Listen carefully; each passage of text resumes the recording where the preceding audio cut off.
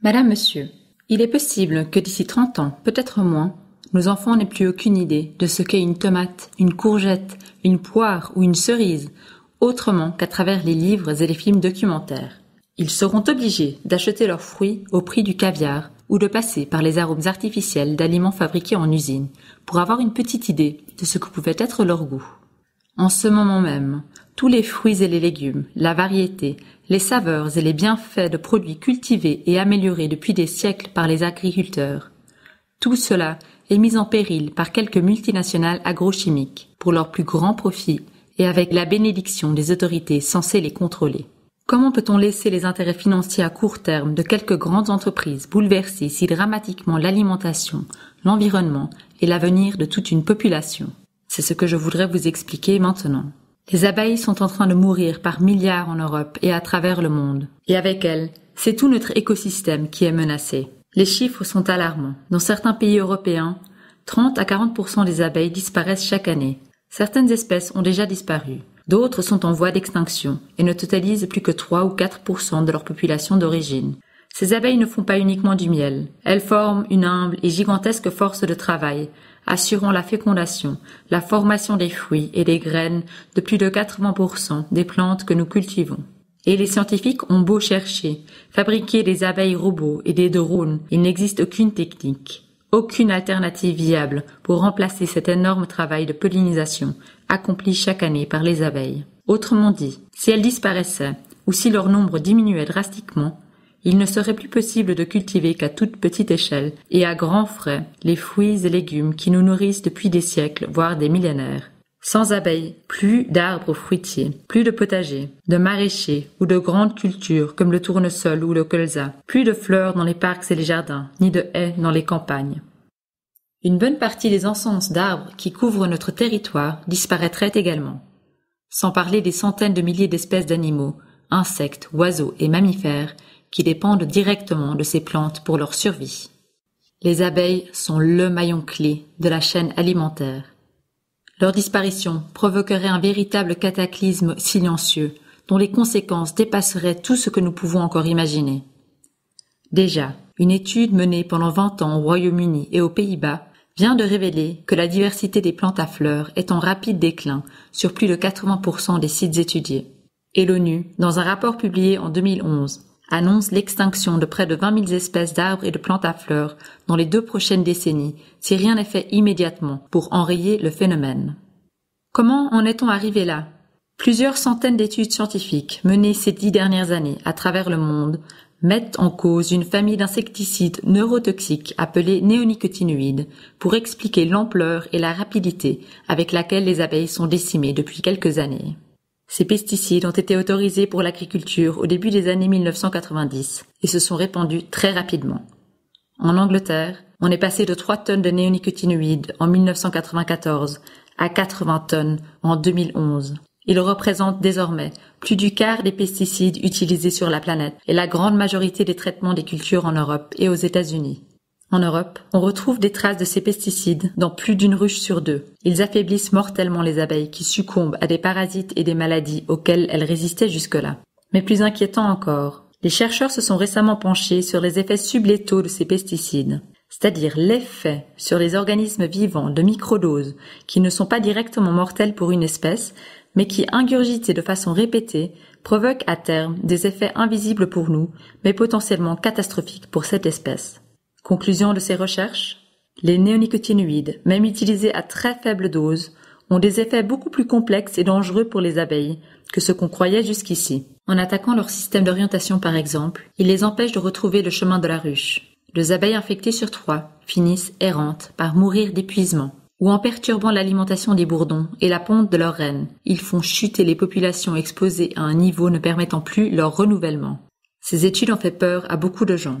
Elles ont rappelé que les êtres vivants sont reliés entre eux par un tissu de liens invisibles dont nous commençons à peine à entrevoir la complexité, et que les tests exigés par la réglementation avant de pouvoir vendre une substance toxique sur le marché européen ne sont pas du tout adaptés à cette complexité. Ils ignorent une part importante des risques que les pesticides font courir aux abeilles et aux autres pollinisateurs naturels, mais aussi à l'homme et à l'ensemble de la chaîne alimentaire.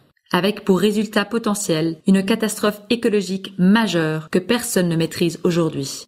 Ces révélations ont provoqué un branle-bas de combat général en Europe et la mobilisation de centaines de milliers de citoyens exigeant l'interdiction des néonicotinoïdes sur tout le territoire de l'Union européenne. L'EFSA, l'autorité sanitaire européenne, a été forcée de reconnaître qu'elle n'avait pas tenu compte des effets sublétaux des néonicotinoïdes avant d'en autoriser la vente sur le territoire européen, ni des effets qu'ils pouvaient avoir sur les larves ou la ponte des rennes par exemple. Elle est amenée à conclure enfin, dans un rapport publié en février 2013, que les néonicotinoïdes présentent un risque aigu élevé pour les abeilles. Ces aveux de l'EFSA auraient dû conduire à une interdiction totale immédiate de tous les néonicotinoïdes en Europe et à une révision d'urgence des procédures d'évaluation et d'autorisation de l'ensemble des pesticides avant que les dégâts irréparables n'aient été commis. Mais les firmes agrochimiques en ont décidé autrement. Elles vont s'opposer de toute leur force à une interdiction de leurs produits et lancer une armée de lobbyistes, juristes et scientifiques à l'assaut des institutions européennes. Chantage à la délocalisation et au licenciement. Enquête bidon promettant l'apocalypse économique et le recul des productions agricoles dans toute l'Europe en cas d'interdiction de leurs produits. Études complaisantes produites par leurs propres labos pour prouver l'innocuité de leurs produits pour les abeilles et l'environnement. Campagne de pub géante à Bruxelles et dans les principaux journaux européens. En quelques mois, les lobbies de l'agrochimie vont réussir ainsi à imposer un compromis inacceptable, un plan désastreux pour contrer la volonté des citoyens européens, empêcher l'interdiction réelle des pesticides tueurs d'abeilles et sécuriser des milliards d'euros de profits que les néonicotinoïdes rapportent chaque année aux grosses firmes qui les produisent. Ce plan, le voici. Officiellement, 3 pesticides tueurs d'abeilles parmi les plus dangereux seront interdits pour une durée test de 2 ans. À la fin de ces 2 ans, les autorités sanitaires évalueront si cette interdiction a été efficace pour stopper le déclin des abeilles et s'il faut interdire définitivement les néonicotinoïdes, ou s'il faut au contraire les autoriser à nouveau pleinement sur tout le territoire européen. Or, les études ont montré par le passé qu'une interdiction de ce type n'aurait aucun effet sur la santé des abeilles. D'abord, parce que 3 pesticides seulement ont été interdits, sur quelques cultures seulement, et seulement quelques mois par an. Les néonicotinoïdes restent largement utilisés tout le reste de l'année, sur près de 85% des céréales et sur une grande partie des cultures de fruits, légumes et herbes aromatiques, empoisonnant les sols et l'eau absorbée ensuite par les cultures soi-disant non traitées. Ensuite, parce que les néonicotinoïdes ont des propriétés très particulières qui les rendent durablement toxiques pour les milieux dans lesquels ils sont utilisés. 80 à 99% des substances utilisées ne sont pas absorbées par les plantes qu'elles sont censées protéger. Elles passent directement dans le sol, ravageant tous les organismes qui rendent les sols vivants et productifs. Les néonicotinoïdes peuvent mettre entre 3 et 19 ans avant de se dégrader, selon les types de sol et de climat. Ils vont s'accumuler dans les champs, année après année, atteignant des concentrations parfois supérieures à celles autorisées par la réglementation européenne. Résultat, les cultures non traitées replantées sur le même terrain révèlent des traces de néonicotinoïdes jusque dans leur pollen, que viennent ensuite butiner les abeilles. Voilà comment, à la fin de la période test en mai 2015, les multinationales pourront prouver que les abeilles continuent d'être décimées, malgré la soi-disant interdiction de leurs produits, et qu'ils n'y sont donc pour rien. Ils auront réussi à blanchir leurs pesticides à moindre coût et à maintenir leurs profits pour longtemps, nous promettant un désastre écologique sans précédent.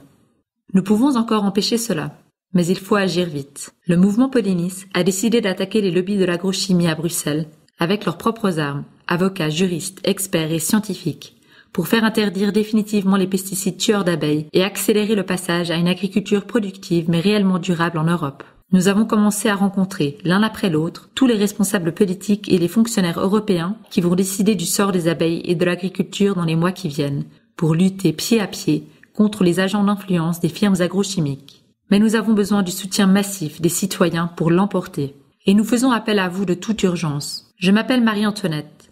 Je suis directrice de Pollinis, association sans but lucratif basée à Bruxelles, au plus près des institutions européennes et 100% indépendante de tout pouvoir économique et politique. Je suis engagée à fond dans cette bataille, comme toute l'équipe de Pollinis. Je vous envoie aujourd'hui cette vidéo pour vous demander de signer immédiatement la pétition européenne pour demander une vraie interdiction ferme et définitive de tous les néonicotinoïdes tueurs d'abeilles en Europe, en cliquant sur le lien ci-dessous. S'il vous plaît, rejoignez le mouvement et transférez cette vidéo au plus grand nombre de personnes possible autour de vous pour créer un véritable raz-de-marée de pétitions provenant de toute l'Europe. Notre vraie force à nous, les défenseurs des abeilles et de la nature, c'est notre nombre et nos voix de citoyens face aux instances démocratiques. Nous devons être des millions, à travers toute l'Europe, à réclamer d'une seule voix l'interdiction des pesticides néonicotinoïdes pour sauver les abeilles, la santé publique et l'environnement. Sinon, d'ici quelques mois, les pesticides tueurs d'abeilles seront blanchis.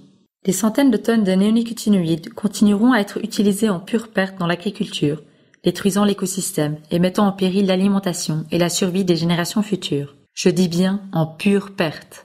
De nombreuses études et analyses montrent que les pesticides néonicotinoïdes sont loin d'être indispensables à l'agriculture, comme essayent de le faire croire les firmes agrochimiques. D'après l'INRA, Institut national de la recherche agronomique basé en France, on pourrait réduire la consommation de pesticides en France de 40%, sans aucune perte de revenus pour les agriculteurs qui économiseraient largement sur des traitements chimiques de plus en plus coûteux.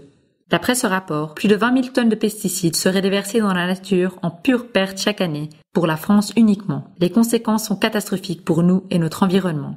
Appauvrissement des sols, accoutumance accélérée des parasites qui attaquent les cultures, pollution des rivières et des nappes phréatiques, substances cancérigènes ou perturbateurs endocriniens chez l'homme. On retrouve les pesticides jusque dans notre assiette. Les produits et les méthodes alternatives existent. Les études montrent qu'elles garantissent systématiquement un même niveau de protection des cultures, mais qu'elles sont d'un bien meilleur rendement financier pour les agriculteurs qui les utilisent, en raison du coût de plus en plus élevé de la protection chimique des cultures. En clair, vu leur coût élevé, l'agriculteur ferait plus de profit s'il ne les utilisait pas. Vous l'avez bien compris, à part les grosses entreprises agrochimiques, personne n'a intérêt à laisser ces produits toxiques sur le marché. La nature en meurt, notre santé et notre alimentation sont menacées. Et seule une mobilisation massive des citoyens à travers toute l'Europe pourra stopper ce plan destructeur des lobbies agrochimistes. Alors s'il vous plaît, faites ces deux choses simples mais essentielles pour notre avenir à tous. Signez la pétition au Parlement et à la Commission européenne. Et transférez le lien vers cette vidéo à tous vos contacts, amis, collègues, surtout s'ils habitent d'autres pays européens. Dites-leur bien qu'il est urgent d'agir. Nous avons traduit cette vidéo en anglais et en allemand.